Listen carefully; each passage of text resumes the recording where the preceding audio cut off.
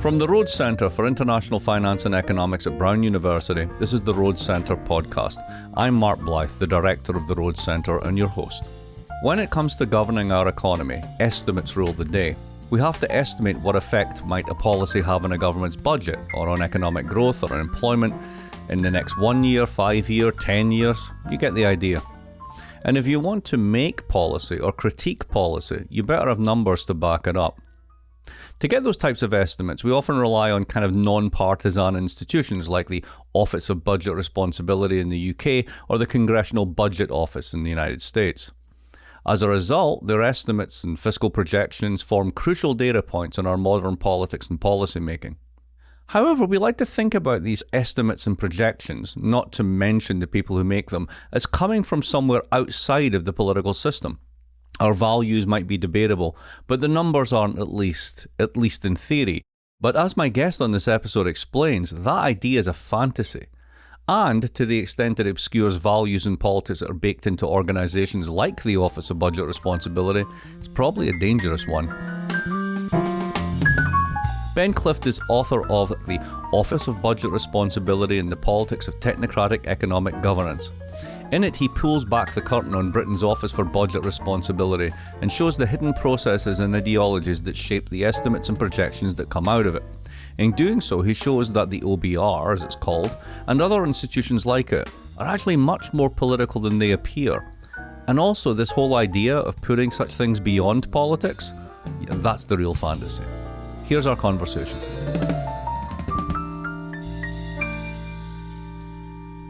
Hi Ben, it's great to have you on the podcast. Hi Mark, great to be here. So you've written this absolutely fantastic book with, I think, a title that undersells itself. So let me just give everyone the title as it stands. It's called The Office of Budget Responsibility and the Politics of Technocratic Economic Governance. I would have basically called it Banishing Politics, because in a sense, that's what these independent fiscal councils and other such bodies try and do. But before we get into that, let's just start off very simply. How did you have the idea for doing this book? Where did you go? I think I want to go stalk the OBR for a while. Well, it all began in the bowels of the International Monetary Fund, of all places. So I was doing an interview for my previous book, all about the politics of austerity in the IMF, with a guy who'd just come to work at the IMF from the OBR. And we got to chatting about how the OBR goes about putting together its forecasting. Because I said, well, that's really hard to do, isn't it? Because you've got these strange and elusive concepts like the output gap and so on that you need to kind of nail down. But everyone knows you can't nail them down. And yet you need a kind of an official report that has a number that says it's going to be this, not something else. And we got to chatting about how that happens. And he told me the stories about kind of the sort of rule of thumb and the guesstimations and the debates and discussions that go on sort of behind the scenes before you get to these official kind of versions. And I just thought that is so interesting. And then the more I thought about it, the more I thought, and there's a whole lot of really big kind of political economic questions going on in how you do that quite technical stuff about arriving at this or that measurement of potential growth or output gap, whatever it might be. But none of it is it's all under the hood and no one sees it and no one talks about it. And everyone sees these bodies as kind of apolitical experts, a bit like kind of surgeons overseeing a patient. But there's much more going on there that wasn't being seen. And that was the real kernel that got me into it. So let's just start off with the official version of things before we go under the hood. What is the OBR for our international listeners who don't live in the United Kingdom? And how does it think it works? What does it think it's doing? Give us a couple of quick summaries of the official version of events. Okay, so the Office of Budget Responsibility is the UK's fiscal council. That's how you could call it. So there's now an array of fiscal councils around the world. They've been coming on stream more and more in the 21st century. So lots and lots of advanced economies decided they ought to have and should have and built a fiscal council. A set of independent, in inverted commas, experts to run the rule over the economic spending plans and the economic forecasts and kind of casting their eyes ahead to what the fiscal position looks like it's going to be given the government's current spending and taxation plans. So it exists to kind of check that everything's on track for a stable and sustainable set of public finances, and that kind of economic policy is being made on a sound basis, I guess we could say. So that's what they exist to do, and what they see themselves as doing is undertaking that work in kind of dispassionate scientific fashion as policy economists, removed from the kind of cut and thrust of political debate about what governments can and should do with public money, but assessing in kind of evidence-based terms what spending is in process, what it's going to do to the economy, what things like economic growth are going to look like a few years down the line, and kind of so what debt and deficit levels and things like that look like they're going to be into the near future. And it's doing that to provide reassurance to investors, primarily to kind of market participants. So these fiscal councils have come on stream around the same time, a little bit after independent central banks. And all of those came on stream at a time when the globalization of finance evolved in such a way that governments had to pay very close attention to their levels of, if you like, financial credibility or fiscal credibility with bondholders, the people who are going to buy their debt when they issue it. All right, so that's what they think they're doing. Now let's do the spoiler alert. I want to get to sort of, if you will, the main claim of the book. Technocracy and politics are basically held as opposites in this worldview. But your main claim is that there's no way you can escape the politics. In a sense, all they've done is displace the politics and made it more hidden, oddly, in an environment that fetishizes transparency. So can you kind of unpack for us why the politics never disappears? It just gets displaced and then ultimately is kind of massaged into economic data. Yeah, so the kind of premise behind doing this, let's leave it to the experts thing, it comes really from, I think, new sort of public choice theory. So neoliberal economic theory from the 70s, which is where we started with things like independent central banks. The idea is we cannot trust the politicians. They're all prone to spend more than they're going to tax and run the economy into ruin. They cannot be trusted with the public finances or anything much else. So we need to hold them to a mast. We need to tie them to a mast of fiscal orthodoxy. And the way to do that is you take powers out of their hands, you give them to independent bodies. They will apply the settled wisdom of the economics profession in dispassionate and consistent fashion. That means that the rules about independent monetary policy or independent fiscal policy will be observed and the governments won't do any wrong.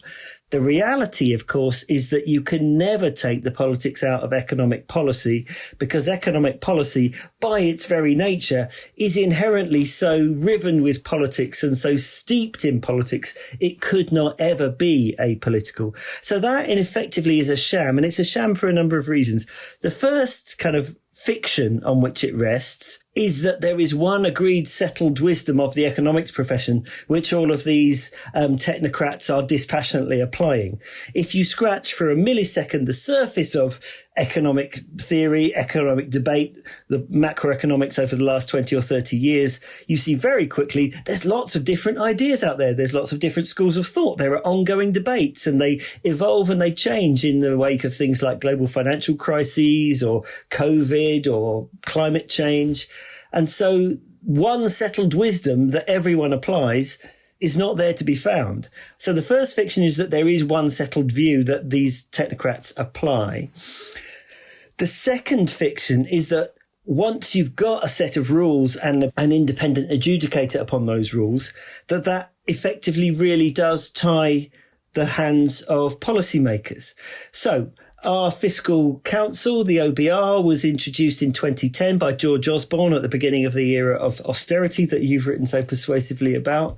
And he delivered to us a set of fiscal rules that the government of the day and thereafter were going to apply. Now, those are the tablets of stone, and to mix metaphors, that's the mast that you're going to tie policymakers to so that they will stay on the path of righteousness and straight and narrow and sound policy. We are now only 12 years later or 14 years later, we're on our sixth set of fiscal rules. And Rachel Reeves has already announced that if she wins the election, she's going to introduce our seventh set of fiscal rules. So that, by my reckoning, is quite a lot of sets of fiscal rules to get through in the relatively short history of the OBR. So that begs a really interesting question, though, right? I mean, this whole thing is based upon, as you say, rules versus discretion, notions of time and consistency, democracies having a deficit bias. Now, the first thing is there's actually very little evidence for any of that being true, right? Hardly any empirical. I've been through the work, right? Try and find the work that shows this. It's like, maybe.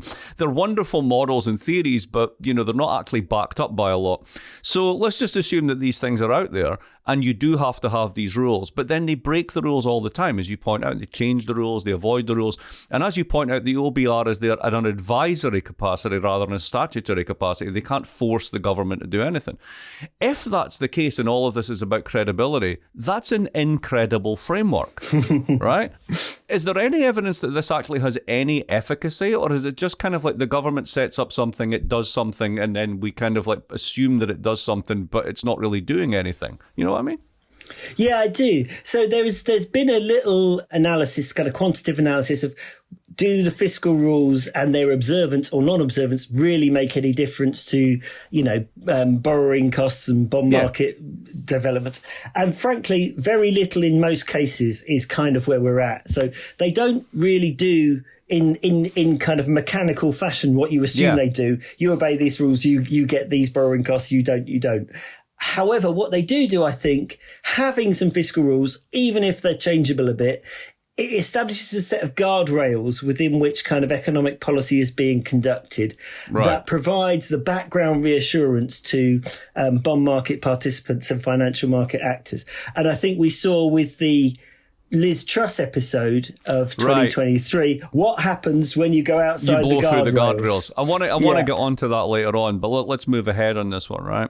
So you point out that the OBR doesn't really believe its own forecasts. There's a great quote on page 96. Nobody really believes this stuff, and I hate when the media takes it too seriously, this type of thing, right? But that's the case, and the error rate is actually quite high, as it was particularly in the austerity years in terms of the growth forecasts, right? What's the point in the forecasts, right? I mean, I understand the guardrails point, right? But if at the end of the day, you're meant to predict the way things go, and for years your predictions were consistently off, how is that adding to credibility? Well, they project, they don't predict. Point one. Oh, fine distinction, but please explain. Very important. Please explain. Right. So what happened with the OBR, one of the ways it's interesting is when it was created, and this is unusual internationally, if you look at all the other fiscal councils, very few of them do this. The OBR now produces the official forecast on the basis of which government makes policy, all its taxing and spending decisions. So the Treasury used to do that for generations, and there's all that great literature about how it did it, and, chancellors bending the rules and kind of coercing forecasters into giving certain outcomes. All of that was taken out of the Treasury and put in the OBR's office. And now there's this kind of complex symbiotic relationship where the government requires the forecast from the OBR requires information from the government about what its economic spending and taxing plans are and so forth. And they kind of need each other to arrive at a policy package. So you need the projections, even though the world isn't going to end up like that. Mm-hmm. And no good plan survives first engagement with the enemy. You need the projections to have some sense of where the economy might be going and what it might mean 5 years, 10, 15 years down the line in terms of the spending implications. But you attach all kinds of caveats to those projections, and you do that. You present them in a way where lots of the uncertainty is kind of built into the way you talk about them. So the media always want, what's the number? So what's growth in 4 years hence? And the OBR would never want to say that. They will show you a graph, and they will show you a lot of shading, and they'll say it'll be somewhere around here, and there's a 50% chance it'll be between here and here, between 0% and 6%. So you get a fan chart and say, well, that's all we can really say. If you must press us to a number, that's the number, but don't press us to a number because it doesn't make any sense. It'll be somewhere in that region. So what they're doing, which is quite interesting, is building in the scale of uncertainty into their forecasting process in ways that, as you say, kind of undermine the forecasting process itself. Because if you're forecasting, you're supposed to have some confidence in the projections, but they're saying, scale of uncertainty is such that their confidence should be limited. But what's also interesting about them in terms of the point you made just there about the failings of their growth projections is, and this comes back to my point about how you construct and select your models is always kind of reflective of a sort of set of political economic assumptions. They built in, for understandable reasons, the standard kind of growth trajectory of productivity and growth that the UK economy had experienced for the previous 70, 80 years with a slight hiatus in World War II. And there's a good reason to do that. Economic forecasting is hard. Who knows what the future holds? If you've got a relatively reliable past historic trend, why don't you start with that as a baseline and work with that? They kept that for over a decade when it was clear from year one that it was too high and that we shifted off that historic trajectory. But they didn't have a kind of better idea about what the new trajectory might be, or a way of gleaning a different trajectory, because it was too hard to glean. So they stayed with that trajectory and therefore overestimated how quickly the UK would do things like bounce back from the global financial crisis and so on. So it took them a long time, took them years and years to finally kind of through a process of kind of auto-critique, recognize the flaws of that. And 7 years into their existence, what they did was that instead of coming up with a new kind of worked through model of the UK economy, they said the previous growth trajectory was up here. What we've had since the crisis is zero or nothing. So we're going to draw a line halfway between what it used to be and what it's been since the crisis. And that's our new growth trajectory. So more art than science, I think we might say. Well, I mean, you do have that lovely quote from one of the chief economists saying there's the big M model in the model and there's the small m model in my head. And there's the whole sort of issue of like the judgments that go into that. I want to get into in a minute. But to go back to what you were just talking about, it's very similar to what I found with central banks. I just finished a book on inflation.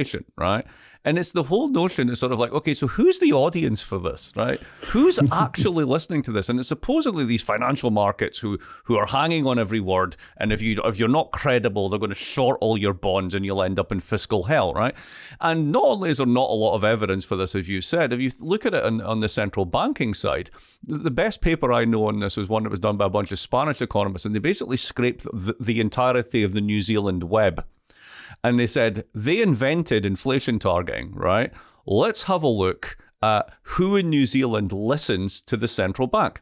And it turned out you were several hundred times more likely to pass around a cat video than any leading financial commentator or business person to share an inflation forecast. Nobody's listening.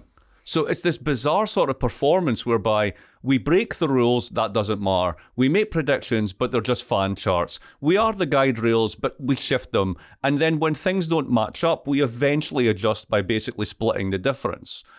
It's not sounding very convincing. Do the people who are actually working there, do they feel that there's a kind of an issue here that maybe it doesn't, to use my great British phrase, it doesn't do what it says on the tin?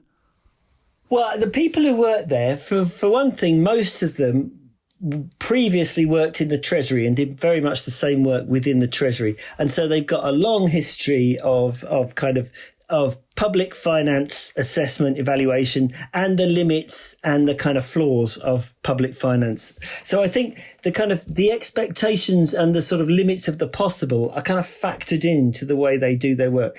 They realize that what the kind of mandate sets them is kind of an undoable task at some level of offering the kind of projection that actually is going to gauge where the economy is going. I think what they would say is that, but it's better to have an economic policy regime when you have us doing this and at least kind of assessing the economic policy plans of the government and the trajectory for the economy against available evidence, fact, reason, those kind of things, rather than not having that at all, because not having that at all could we're back to Liz Truss again there maybe. So there's a role and a function for them, particularly, I think, in a world of increasing post-truth politics and populist politics, whereby somebody trying to maintain a conversation around what's actually happening in the economy, not just what someone reckons ought to be or could be or should be happening in the economy, is not an unhelpful thing. But their ability to ultimately hold the government to account, they're quite sanguine about that. They're quite effective, I think, at sort of poking the government, pointing out uncomfortable truths in their reports and in their media appearances around their reports to kind of like flag, look, you've got this level of public spending, you've got this level of tax take, highest we've had in UK history, and yet living standards for ordinary people are where they were 25 years ago, and there's never been a period where they've been that low for that long. Pointing out certain home truths like that is kind of uncomfortable for the government, and they see that as part of their role in terms of improving or casting comment on the quality of economic governance, maybe. So perhaps that's what they're for, rather than the overall kind of assessment of the fiscal forecasts and so on. So let's go into, we mentioned sort of the austerity years and the sort of the growth trajectory being off, and the recognition it took a long time for that to come back to normal. I was really struck by the fact that they obviously were consuming the multipliers debate of the 2010s from what the Commission, the IMF, etc., the whole lot, and they kind of just sat on their own estimates for 10 years through this whole period and didn't change them, which suggests a sort of conservatism. But what you also point out is, and I just mentioned this before, I want to go back to it, is that it's not really the model's big M that's doing the work, it's the model's small m, it's the judgment. Now tell us about what you mean by its judgment that's in the driving seat. So when they are presented with a set of figures about the state of the national economy, so they'll do a series of surveys of labour force participation, and they'll get all this data, and they've got their underlying model of the economy, and basically what happens is you kind of put the data into the model and you run it, and it doesn't really seem to explain what's going on terribly well. So you think, well, we're going to need to tweak some of our assumptions here, because obviously our model is an advanced and sophisticated but simplification of reality, and it's obviously simplifying reality wrong in certain ways. So which of our assumptions do we think maybe need to be revisited in light of what we know about the economy or other data we've got access to? So they basically kick the tires of their different assumptions they make and think, well, that one's looking a bit shaky given, the trajectory of this sector or that sector or other information they've got. And they adjust their judgment. And so it's about a set of assumptions built into the model, but those assumptions themselves are judgments, so that they will tweak them and adjust them. The numbers, the values will, for multipliers, let's say, might be adjusted from one projection to the next. And then once they've cranked the wheel and they've got the results, then there'll be a further interpretive judgment phase where they kind of revisit, does it pass the sniff test, is the way they talk about it. Does it look like it makes sense, or is that like a bit off? And so you've got the sense of these kind of policy economists with years of experience, people like Professor Charlie Bean, who's been in the Bank of England, and he was in the OBR for many years, and they've basically been doing this all their working professional lives, and they kind of get the game, and they just kind of nudge this, nudge that to try and make it all make sense. But isn't that kind of weird when the entire point is the rules are in charge, not discretion? I mean, what you're basically saying is at the end of the day, it's all discretion. It's just been moved from democratically elected politicians to unelected technocrats. I mean, isn't this actually the populist sort of critique of the entire thing? That it's all show and tell and it's just an elite running the show with their own subjective judgments?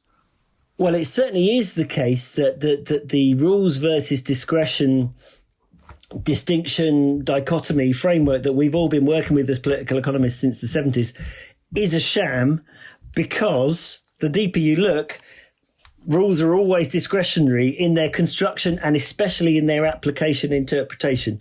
And therefore the rules are, the rules are to be treated with some skepticism as to kind of how far they tell us anything hard and fast about the state of the economy or what's actually being done in terms of economic policy. I think the nature and complexity of the task means that discretion is inevitable. I mean, one of the key themes that I come back to again in the book is the kind of limits of the legibility of the economy, the limits of the knowability of the economy. So they're doing their best and they're drawing on lots and lots of data, but that data is partial, and it's the first draft of history, and it will get revised down the line. And, modern economies are complex things, and you can't really capture them through it's a bit like sort of James Scott and that whole kind of, the sort of hubristic modernity of the state assumes it can know about the economy.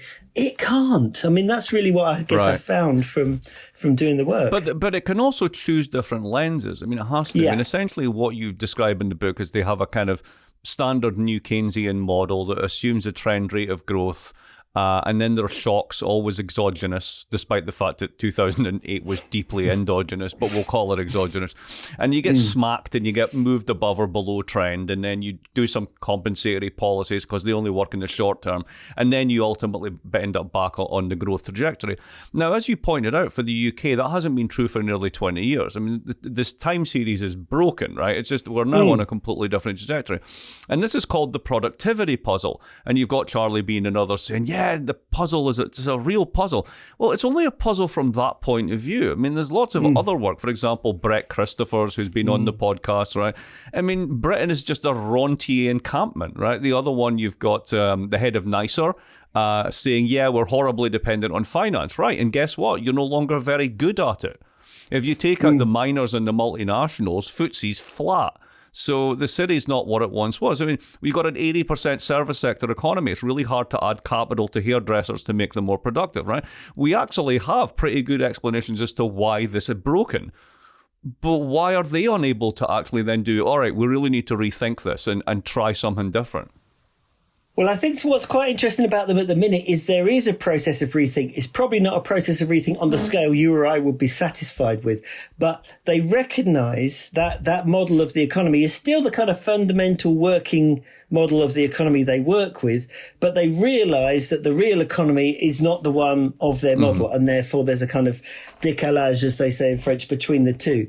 So what's interesting about them at the minute, or the last couple of years since Richard Hughes came in as the chair, I think, is they talk about, well, our modelling and things like the output gap closing over a 5-year cycle and that new Keynesian view of a cyclical fluctuation of the economy, that might make sense in normal times. The trouble is, normal times have been hard to come by in the last 15 years. And we might need to revisit the way we think about the short to medium term evolution of the economy, i.e. that whole neo-Keynesian worldview of, the output gap will close and we'll get back to, the optimal level. Yeah, that doesn't function anymore.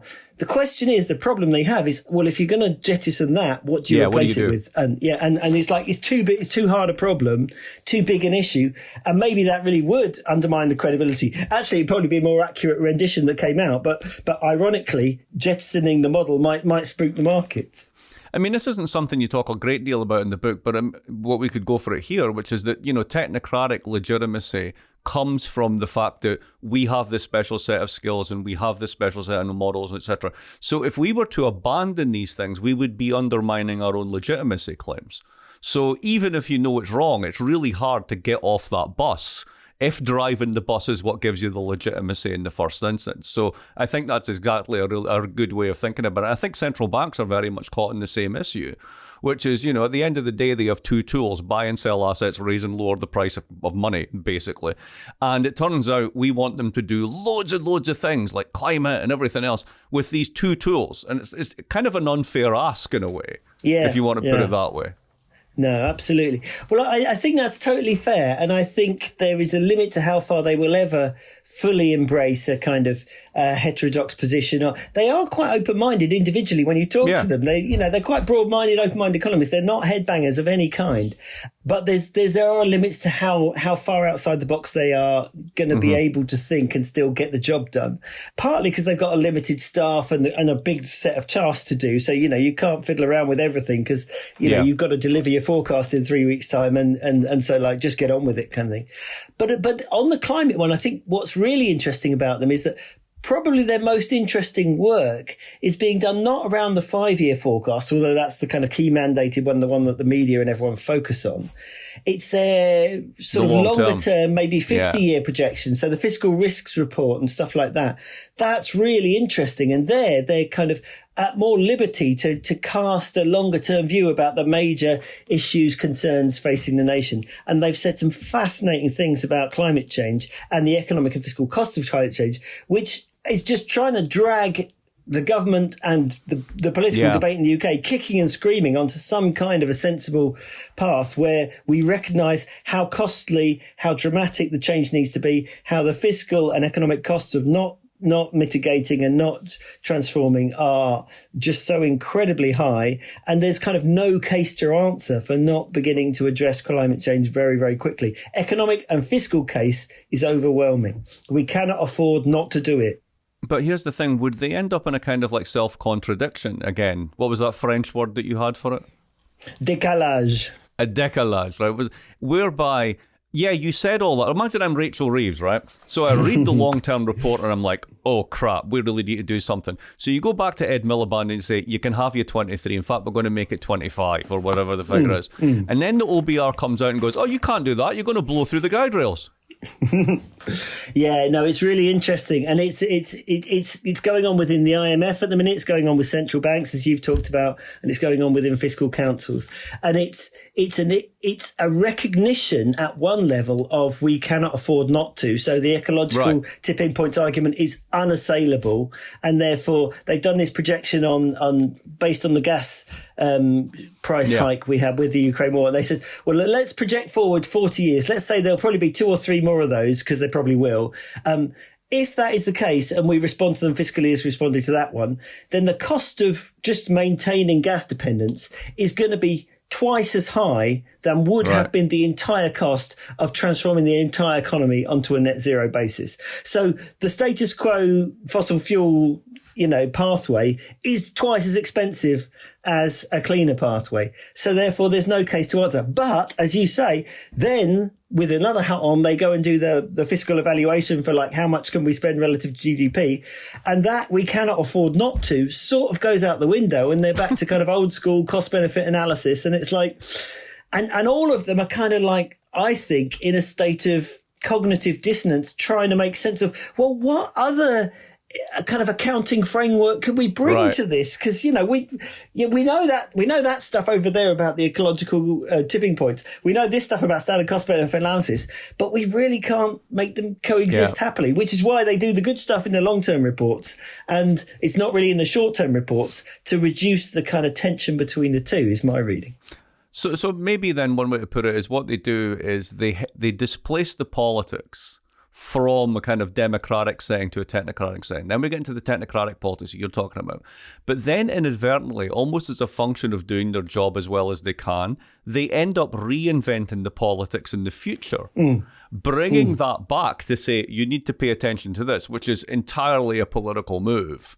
But then they're totally hamstrung by the fact that they have to go back to the day job. Yeah, and so it's interesting that in their lifetime we've lived through major upheavals and crises. So the aftermath of global financial crisis, but then obviously Brexit, and then COVID, and now the climate crisis. And each of them massively kind of throws up in the air some foundational assumptions, those settled truths of the economics profession we all thought they were applying, or they claimed to be applying. Those very truths are being, kicked and found hugely wanting and being questioned and revisited.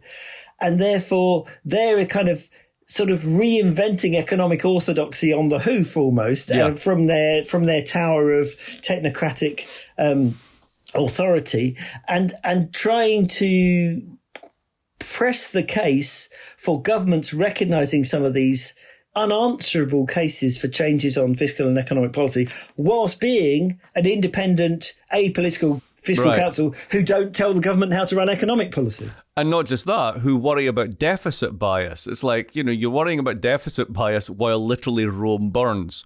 Yeah. Let's move on a little bit. A couple of things I want to touch on before we close. The first one, Brexit. So fantasy economics meets technocratic governance. How did they negotiate that space, and how did they avoid becoming a kind of populist target to the extent that they avoided it? Yeah. Well, what was really interesting as soon as I got talking to them was how much work and effort they put into avoiding being in the crosshairs of the Brexiteers. So what they did, which I think was very savvy, firstly, they looked at their mandate, and their mandate said you are there to evaluate announced government policy. So pre-referendum, they said, well, announced government policies, we're staying in the EU. So we're not touching that. That's not what we're for. After the referendum, they produced one forecast where all they did They didn't do any of their own kind of, clever modelling or grunt work. This is totally brilliant. I love this bit in the book. There's a kind of established set of assessments from recognised experts in the field, banks and LSE economists and various others. And they just put all of them together and say, well, this is the kind of band of possible outcomes of how much Brexit will hurt the economy or not. And we're going to go right in the middle and say centre ground. We'll go, so the worst is not 8%, might be 0%. We'll go for 4% hit to the economy. Right. And that's all we do. And it's so kind of not trying really. They just so we put 4% in, punch that in. And that's kind of, you can't really touch us because that's the kind of the centre ground of received economic wisdom. And it's not our job to gainsay that or second guess that. Two thoughts on this, right? The first one is, ironically, without doing any work, they ended up being right because 4% was the hit, right? Which is like, oh, that's interesting. But the second more serious one is, isn't that just it's clever politics to avoid getting beaten up by Bojo and his friends, right? But ultimately, isn't it an astonishing abdication of responsibility? Because you're meant to forecast to the best of your ability what's going to happen to government finances. And just simply plumping for the middle and then hiding under the parapet, kind of dodging it, no?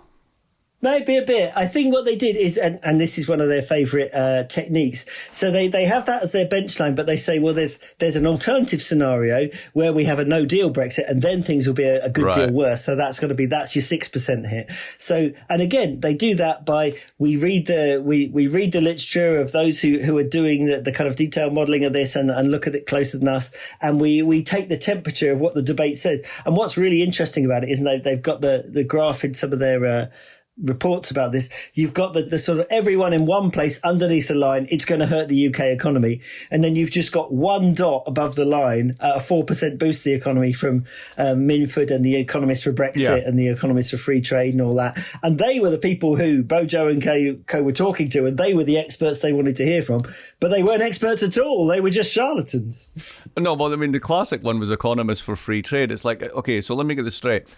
You're for free trade, yes. All right, you realise you're about to leave the world's largest free trade zone so that you can have more free trade. Just stop there. Then you get genuine free trade. Oh, I see. That's what it is. Oh, goodness. All right, so you mentioned Truss, and I don't want to go into the whole Truss debacle, but her basic gig was avoid the OBR looking at my sums because they're not going to add up, right? But I want to look at this in a slightly different way. According to their charter, they're not actually empowered to talk about the distributive aspects of policy. Now, that's an interesting one because I understand how you can do a budgetary forecast, right? You will be 2% over or 2% under. But an actual forecast of government policy's fiscal consequences has to encompass its distributionary aspects. And I'll give you an example of this, right? Imagine that Truss got away with it. And what she did was the biggest upward redistribution of income and wealth possibly since, I don't know, the 18th century or something, because that's kind of what she was planning, right? Well, that obviously has not just distributive consequences, it's going to have massive budgetary consequences. So how do they kind of go, well, we're not really going to talk about the distributive aspects. The distributive aspects are budgetary aspects. They have to be, right?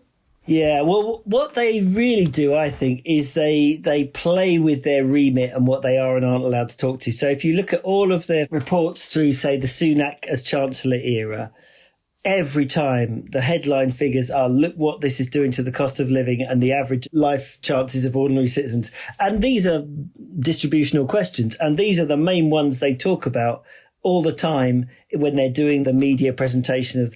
So notionally, there's not the remit to talk about distributional outcomes, and they will always point to, we're only a small office, we can't take on every question, so that's a question we can't take on. But they nevertheless kind of have their two penneth and say their piece about it. And so as a kind of as a set of political actors and kind of ones seeking to sort of move the dial of the economic policy debate in a political fashion, they do get to say their piece. But they could be criticised for avoiding certain questions that they don't have the capacity or the resources to address, and maybe they don't want to get into as well. A bit like central banks, which don't really want to pretend there's any distributional aspects to monetary policy, when me and you know there's one or two. Exactly. So here's my closing question for you. So you got the IRA over here, reshoring on a massive scale, domestic investment through the roof, unlimited tax cuts. You can do this because you're the dollar and you're the global savings asset. You've got the EU trying to do it, but doesn't really have the capacity, caught in the middle. You've got China on the other side. You've got Ukraine kicking off. We've got inflation, which seems to be sticky, which, given climate change and other endogenous sources of shocks, may actually be more persistent than we think going forward, blah, blah, blah. And we have an imaginary, it's very 1990s, of independent central banks, independent fiscal councils. And we talked about it earlier, they know the cost of doing nothing on climate and they're quite willing to admit it. But then they go back to their day job and it's like, oh, you're going to be 2% over. Probably can't do that, right? Is this sustainable? Or are these institutions going to have to change? Is there going to have to be much more of back to a whole of government approach, whereby the fiscal arm and the monetary arm and everything kind of works cooperatively within some kind of framework, rather than each trying to check the other? What do you think? I suspect that kind of moving back towards integration of the two policy areas it would make a lot of sense. I mean, there's a kind of how do you get there from here problem, but I think that would make a lot of sense. I think where there is some, we've just done a symposium on the book in the journal British Politics, actually, and there's some really great stuff in there about the kind of the democratic legitimacy questions we need to ask of this regime, even if it functions reasonably well and does a few helpful things for democracy, is not very democratically legitimate, is it?